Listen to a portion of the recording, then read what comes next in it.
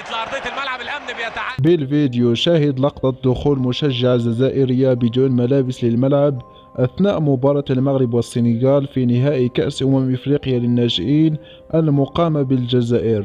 وجنون الإعلام الجزائري بعد هذه اللقطة، شاهد ماذا حصل.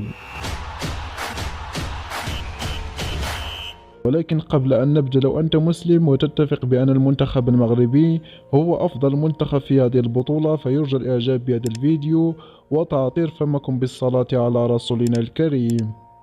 بعد انطلاق صافرة بداية مباراة المغرب والسنغال في نهائي كأس إفريقيا للناشئين، حيث كانت المباراة صعبة على الطرفين، حيث عرفت ندية كبيرة وتنافسية عالية، ما جعل المباراة ممتعة أكثر.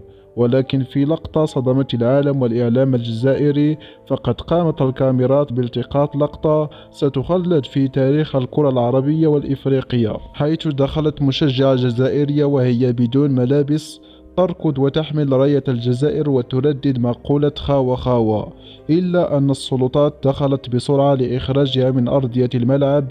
وقد أدى هذا الموقف لخلق جدل واسع عبر منصات التواصل الاجتماعي، حيث اتهم العديد من الرواد والإعلاميين هذه الشابة بعد قيامها بهذا الفعل بتشويه سمعة بلدها الجزائر.